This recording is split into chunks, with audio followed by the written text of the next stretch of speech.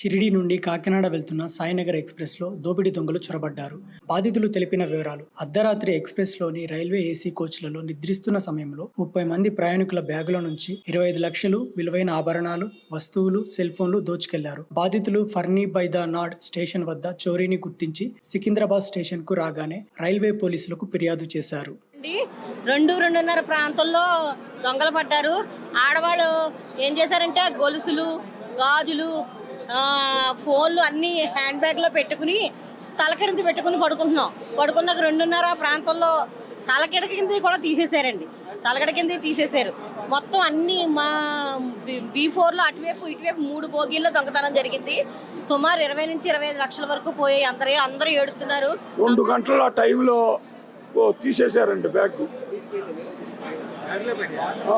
Phone, 10,000 cash మాయి.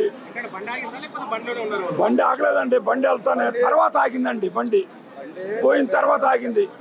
ఒక security లేరు, ఒక రైల్వే సిబ్బంది లేరు, కనీసం టీసీ లేరండి.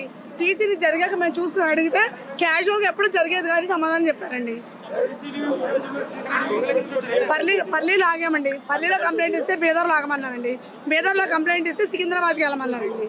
ఎవ్వరు కూడా రెస్పాన్సిబిలిటీ లేదు, ఎవరు పట్టించుకోవట్లేదు. మేము బీదర్లో బండి ఆపేసామండి, చైన్ లాగేసి. నియర్ పల్లీలో అటు కానీ ఇటు కానీ నియర్ పల్లి. అందులో సార్ మేము జనరల్ బోగీలు కానీ పల్లీలో చెప్పామండి. పల్లీలో చెప్తే బీదర్లో చెప్పమన్నారండి. బీదర్లో మొత్తం ట్రైన్ ఆఫ్ చేసేసామండి, చైన్స్ లాగేసామండి. మేము ఆన్లైన్లో ఇచ్చాము. ఆన్లైన్లో కంప్లైంట్ ఆల్రెడీ వెళ్తుంది. మేము చెప్తాము మీకు జరుగుద్ది, నెక్స్ట్ స్టేషన్కి వెళ్ళండి అన్నారండి. మళ్ళీ అన్నారు మీరు ఎక్కడ దిగితే, ఇప్పుడు ఏలూరు అయితే ఏలూరు, ఖమ్మం అయితే ఖమ్మం, మీరు ఎక్కడ దిగితే అక్కడ లోకల్లో ఏమన్నారండి.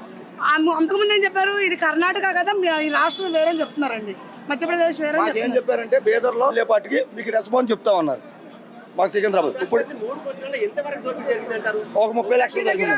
30 లక్షలు జరిగింది. 30 లక్షలు జరిగింది.